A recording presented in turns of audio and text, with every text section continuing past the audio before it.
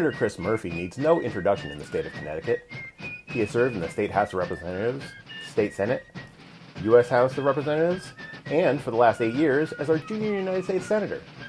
In his years as Senator, he has kept a focus on Connecticut towns and cities and has published a book on his ongoing fight against gun violence called The Violence Inside Us, A Brief History of an Ongoing American Tragedy, which recently came out on paperback. CCM is proud to welcome Senator Chris Murphy to Municipal Voice. We'd like to thank our premier sponsor, Digital Back Office, Palo Alto Networks. Check them out at digitalbackoffice.com or paloaltonetworks.com, as well as our sponsors at Gateway and Housatonic Community Colleges. The Municipal Voice is the Connecticut Conference of Municipalities podcast in collaboration with WNHH LP 103.5 FM. I'm your host, Matt Ford. As always, be sure to give us a like and let us know what you're thinking in the comments. CCM's Municipal Voice podcast continues to present a key forum on important state-local issues. The views expressed do not necessarily reflect the consensus views of CCM or our member municipal leaders. Senator, thanks for joining us today. Thanks for having me. Also sitting in, we have Mike Musinski from our advocacy team. You have a little bit of expertise on this. So just to start off, we noted in our intro that in 20 years, you've gone from our state legislature here in Connecticut to being a United States Senator. How do you stay abreast of information about your constituents here in Connecticut, as well as the needs of your committees on the federal level? Well, first of all, thanks for having me. Really glad to be with you. Yeah, I mean, listen, first of all, I've had a really unique perspective in that I started out as an intern for Rich Balducci when he was a state senator, when I was going to high school in Connecticut and then college out of state. Got the chance to do almost every job there is, from planning and zoning commissioner, now the United States Senator. I've been able to sort of see state government, federal government from almost every perspective. But your question is, how do you sort of remain in touch with folks? Well, first of all, I live in Connecticut. I got a house in Hartford, just south of downtown. I spend lots of time in Hartford every weekend. But there is a risk as you start to sort of get jobs like this in which, you're away from the state during the week, that you can lose touch. So I try to, be as inventive as I can about sort of making sure that I'm sort of talking to people, whether it be pre-pandemic, doing office hours outside of supermarkets or walking across the state for a week every summer, holding telephone town halls on weekday evenings where I take, every manner of question. I try to stay, as plugged in as I can in as many different ways as I can. I think Excellent. To get higher up on the political food chain, you've got to be a little bit more proactive about making sure you're listening to people in your state. But I think I've been able to be pretty good at it. I mean, thankfully for the small state of Connecticut, as you mentioned, you have in fact walked across the state of Connecticut as a way to get to know people. I know with the pandemic, there was a problem. Do you see that coming back? I hope it does. The pandemic has certainly changed my ability to do it, but so has 2 leg surgeries in the last year. So as I start to advance in age, my body starts to deliver messages to me about the wisdom of walking 100 miles over 5 days. And so it may be that the orthopedics rather than pandemics will dictate whether I can continue to do the walk across Connecticut. But I love it. It's a great way for me to, first of all, just enjoy the state. I mean, I've lived in Connecticut my entire life, grew up there. But you see it differently when you're walking across it rather than driving across it. And, that walk across the state is really grounding for me. One of the other risks in this job is that you start thinking that the things that they talk about on the cable news shows actually matter to regular people. But in fact, it doesn't. That's all driven for ratings based upon the very small portion of the population that watches cable news. What matters to people in your state are the same things from year to year. How good are the schools? Are my streets safe? How much taxes am I paying? Can I get a better job than I have now? Those are the things that really matter to folks.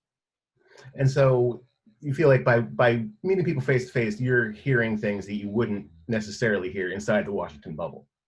Yeah, I think you've got to recognize that the folks who call the office are important, but they sort of tend to be the squeaky wheel, right? Those are the people who are most sort of plugged in to politics, are the folks who call your office. And listen, every a week I get a readout of exactly who called the office, like a sampling of correspondence. I pay close attention to who calls and writes. So people should know that you have impact if you call or write the office or email. But that's probably 5% of the population of Connecticut. My job is not just to represent the people who call. My job is to represent everybody else. So yeah, the walk across the state, the telephone town halls, the office hours, those are all designed to just make sure that I'm picking up what matters to everybody, not just the folks who are sort of watching politics on a daily basis. In an article in the Hartford Courant, you described the worry about being able to afford living in the state of Connecticut, and also talk a little bit about the aggressive property tax system. What do you think can be done to help relieve the dependence on property taxes in Connecticut? Yeah, I mean, listen, I think property taxes are a nutso way to fund government. I mean, it is a regressive tax by and large that has very little to do often with your ability to pay. It provides a disincentive to the improvement of property, and it ultimately is a disincentive for municipalities to build affordable housing because those houses don't tend to have the property tax revenue that the big 3,000 square foot, 4,000 square foot homes do. So listen, I'm not in charge of the state government. They'll make their own decisions about how to levy taxes, but I've always been supportive of ideas connected to either getting rid of certain property taxes, like the vehicle tax, levying that at a statewide level, or regionalizing at the very least the way in which we levy taxes so that you're distributing out the tax burden across city and suburb. In Hartford, we pay pretty high property taxes, in part because we got tons of untaxable property inside the city of Hartford. And increasingly, we don't have a lot of good commercial property because they've all moved out to the suburbs. So there's a way to distribute the burden in a way that's less regressive, less of a disincentive to provide affordable housing options. Mike, do you have any perspective on that? I know the center kind of gotten a little bit of issues with pilot and some other things. What's kind of our take on this? Yeah, so as an organization, it's certainly as the center noted, we do have an incredibly regressive property tax, and in Connecticut, unfortunately, towns and cities don't have a lot of other options besides property tax, motor vehicle tax. They don't have the ability to levy particular sales tax or other usage type taxes. And, whether that's a good thing or another thing, that's certainly a public policy debate going forward. But in regards to what can be done at the federal level in regards to additional resources for towns and cities, certainly Connecticut, because we don't have county form of government here, there are certainly instances in which our municipalities feel as if there's money left on the table at the federal level, whether it's through FEMA or through other grants at the federal level that Connecticut doesn't have the opportunity to afford themselves.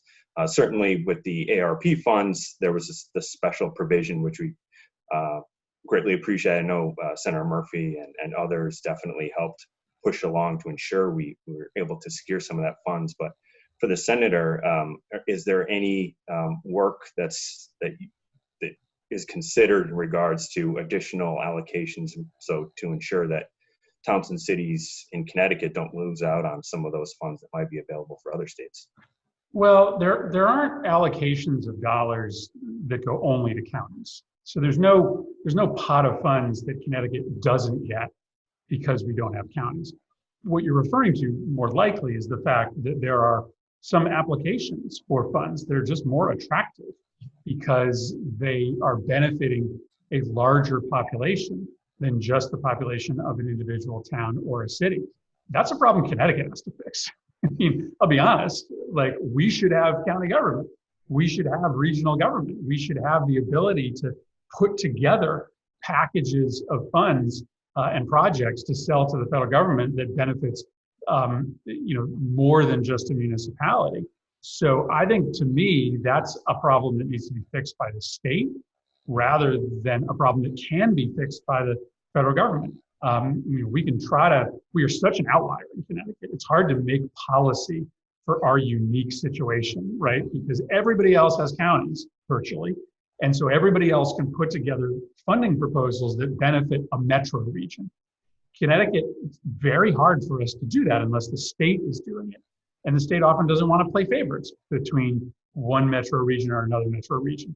So it just, to me, is a reason why Connecticut ultimately needs to get serious about some level of regional government that can put together solutions to problems in a way that's not just one town at a time. And I'm not saying that we don't do that. We do have plenty of regional associations that municipalities belong to, and we're constantly getting applications from these regional groups. But it is also kind of hard for the federal government to sort of parse through that because, they're used to getting applications from San Diego County, right? Well, in Connecticut, they get an application from this COG or this regional health district or this regional emergency planning district or this regional water district. And it's like, well, wait a second, is that the same as this? It's very hard when Connecticut decides to do regional government on a sort of redundant ad hoc basis. Mike mentioned the rescue plan a little bit. Vice President Kamala Harris came recently to New Haven to tout the plan, which was very exciting. Representative Lozador was with her. You described it as the beginning of a virtuous cycle. Towns and cities are set to receive substantial funds to mitigate fallout. What can our towns and cities do with this money, and what areas do you think they should be focusing on? Well, so the state of Connecticut is going to receive an impressive amount of funding through the American Rescue Plan. Much of it will go to the state, and the governor has started to roll out some of his plans for how to spend it. Some of that money will go directly to municipalities. Other parts of that money will go directly to school districts. I would really argue for municipalities to be bold in how they use this money instead of just funneling it into the same kind of activities. I'll give you two examples in and around the education and youth space. I was talking with the outgoing superintendent of the Wallingford public school system just this week, and he was talking about his worry that there will be a lack of creativity in the way that the school money is used. And he thought in particular it should be used to build new partnerships with the private sector to create more vocational training programs that might not exist today, but could exist because of seed money used through the American Rescue Plan's educational grant dollars. That's a great idea, but that's a new program that would require some creativity to stand up. Similarly, I was glad that the governor unveiled a new partnership by which we're going to try to create a whole bunch more summer camp and summer learning experiences for kids all across the state. I think that we'd be wise to subsidize more summer camp and summer learning programs for kids this summer. It does require a lot of collaboration between the public and the private sector, trying to convince summer camps to create more capacity, knowing that they'll have some money coming to them through the American Rescue Plan. But again, that's a great sort of new way to spend money. Instead of just putting it into your school's summer school programs, why not use some of that money and send it to the Boys and Girls Club or the YMCA and get them to increase the number of affordable slots in their summer programs, by a dozen or 2 dozen this summer. So those are a couple examples of sort of new programmatic areas where we could spend the federal money. Excellent. Mike, I know we met last week. The governor came to a meeting of a committee we had put together to talk about the American Rescue Plan and where that money should be spent. What are you hearing from that committee? Yeah, so I hardly agree with the senator's comments in regards to working with our towns in which we can assist them in making these dollars stretch further. As pointed out, this is a one-time set of payments. It's not going to be ongoing, really, in perpetuity.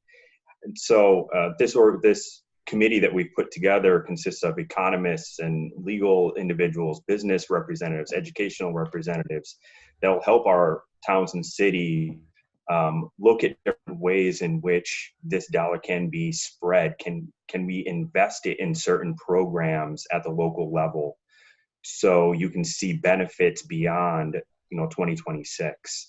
And certainly last week's meeting with the governor and Secretary of Education, working in partnership with them on some of those initiatives. I know the center was instrumental in securing funding specifically for the states and ensuring that a specific allocation goes towards summer programs and after school programs. That's going to be instrumental. And so while the state is going to be pushing a lot of this, I think it's incumbent upon our municipalities also to partner in that effort, because that's where you're going to see a lot of the benefits in both suburban and rural communities. I think one difference that's interesting to point out between this particular act and previous bailouts, such as the 2009 Recovery Act, is that this one does have more in there for small businesses, towns, and lower and middle income individuals, kind of a reversal from some previous ones. What was different this time around? What do you think that made that difference, Senator? Well, and one of the other differences is that the money is allowed to be spent in a longer period of time. Mike's right that this is not permanent money. This is not money you can count on year after year. But whereas the Recovery Act back in 2009 was all about what we call back then shovel-ready projects. Mm-hmm. We are allowing for this money in most cases to be used over multiple calendar years. So we know, for instance, that kids' learning loss is not going to be made up just in the 2021-22 school year. So we do allow for this money to be used to hire, paraprofessionals, special education professionals for multiple years in order to try to address those needs. As you mentioned, though, there is also, focus on individuals. People don't necessarily remember, but the Recovery Act in 2019 did have a bunch of tax cuts in it for lower and middle income people, but this one is more generous, and I think will be more substantial. That virtuous cycle I talked about is connected to the increase in the child tax credit, something that Rosa DeLauro has pushed for her entire career. That increase in the child tax credit, about $1,000 per child for low and lower middle income families, that will take about half of the kids who are currently living in poverty all across the country out of poverty. And that $1,000 to a low income family, I mean, whether we like it or not, it's not going to be put into the bank. These are families that literally don't have enough money to put food on the table every week. So they're going to spend that money directly in the community. And so in a place like New Haven, it's this virtuous cycle, because as these families get more money and they put more money into the local economy, those businesses then have increased demand, which allows them to hire more, which then takes these families who were reliant on the child tax credit in order to pay their bills. It puts them in the position of being self-sufficient, right? Having a salary that pays a livable wage. So I think we figured that out, that, that cycle does exist. And I'm hopeful that we'll, continue to see a recovery, adding hundreds of thousands of jobs a month as we have for the first few months of the Biden administration. You are listening to the Municipal Voice on WNHH LP 103.5 FM. It's clear that the current administration is thinking pretty big. The American Jobs Plan that President Biden has proposed includes $2 trillion to rebuild the nation. And you've walked quite literally all the roads in Connecticut. What are your concerns, and what chance do you think this bill has to pass? I mean, my first concern is that it's not enough. $2 trillion is a lot of money. But let's just break it down for a second. Inside that bill is $80 billion for rail. A lot for Amtrak. That's a lot of money, $80 billion. We think maybe about half of that will come to the Northeast Corridor, Washington to Boston. That's $40 billion. That's still a lot of money. The total amount of the repairs from Boston to DC necessary to just maintain the existing service, $40 billion. So that amount of money, which is a ton of money, inside a bill, it's $2 trillion, is just enough money to repair the cracks. Yeah. It actually is not enough money to speed up travel time from New Haven to New York. It's not enough money to be able to build new track from Hartford to Boston. So my biggest worry is that as this package starts to get negotiated down, it's actually not going to result in a change in consumers' interaction with infrastructure. We can talk about all the internal dynamics of how you get this bill passed, whether you need 50 votes or 60 votes. The strategy to get this thing done is important. But first and foremost, I am interested in passing an infrastructure bill that creates jobs and improves our economy. And you don't do the second if all you do is just fix what's broken. You actually have to increase people's travel time. You have to make it easier to get people and goods from Connecticut to New York and Boston. That's going to be my focus. What the senator had mentioned in regards to the importance of infrastructure and ensuring that is what really creates the economic prosperity that Connecticut really needs. I mean, those transit-oriented development projects that'll really get jobs moving and get people connected. Part of the infrastructure also is broadband. And I know that broadband was a big part of the American Rescue Plan, but I know that only has certain limitations in really the specifics in getting that last mile connection. But in regards to the infrastructure bill, is there any contemplation in regards to expanding broadband beyond that, looking at the digital divide, not just in the rural communities, but the suburban communities that have that, and the cybersecurity issues that come along with it as well? Well, so as you know, there's $100 billion in the president's plan for broadband infrastructure, and his commitment is to link everybody with high-speed internet. Some experts will tell you can't necessarily do that with $100 billion, that you need more. Mike, I don't worry here as much about the suburbs. The suburbs tend to have pretty decent high-speed connectivity. It's the rural areas and the cities that don't. We spend a lot of time talking about the fact that big parts of Eastern Connecticut, Northwest Connecticut, are still relying on DSL, and that's true. So I live in the center of Hartford. Just down the street from me is one of the most significant homeless shelters in the city, and just a block away. And I was at that shelter about a week ago visiting, and they told me that they don't have high-speed internet. They're right in the middle of Hartford. They have clients who can't leave the homeless shelter unless they can apply for jobs online. They don't have high-speed internet at a shelter in the middle of Hartford. Why? Because these internet companies often don't sort of supply the final connection, the final 100 handful of feet in low-income neighborhoods like Hartford, because people in these neighborhoods don't have enough money to be able to connect. And so our high-speed deficit in Connecticut is both a rural and urban phenomenon. And my hope is that if we pass this act, we'll be able to fix both of those problems. I hope so too. And lastly, Connecticut has been a model of success with recovery from COVID. Early in the pandemic, we had some high numbers. We're close to New York, but with testing, contact tracing, and vaccinations, Connecticut is kind of leading the country. Why do you think Connecticut's response was good? Well, I mean, so much of it is just good leadership, and we had that in spades in Connecticut, from the governor to his team. They were creative and they were nimble. I think we also didn't make it political in Connecticut. There were high-profile Republicans, who ran mask campaigns throughout last year. You haven't seen the issue of vaccinations become political. They're not fighting in the state legislature, over vaccine passports.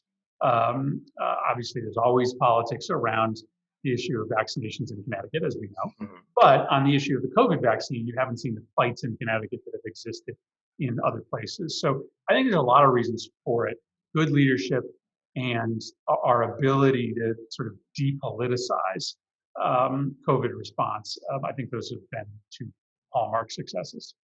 And I think just the collaboration also between all levels of government, from the local to the state to the federal level, the ability of an open communication between the senator's office and our municipal leaders and state government, I think that was paramount in just addressing each of those issues on a weekly, day-to-day basis. So certainly. When I say good leadership, I should mention I obviously mean good municipal leadership as well on both sides of the aisle. Excellent. Good leadership all around. Senator Murphy, thank you so much for speaking with us today. We really appreciate it. Thanks for having me on. Take care. We'd like to thank our guest, Senator Chris Murphy. Also, thanks to Mike Musinski, CCM's Federal and State Relations Manager, for joining the conversation today. I'd like to thank our premier sponsors, Digital Back Office Palo Alto Networks, who you can check out at digitalbackoffice.com and paloaltonetworks.com, as well as our sponsors, Gateway Community College and Housatonic Community College. Learn more at gatewayct.edu and housatonic.edu. The Municipal Voice is a co-production by CCM and WNHH 103.5 FM. Kevin Maloney is our executive producer, Christopher Gilson is our producer, Harry Draws is on the boards, and I'm Matt Ford, your host. Be sure to check out our Facebook page and give us a like, and watch out for our CCM chat series on our YouTube page.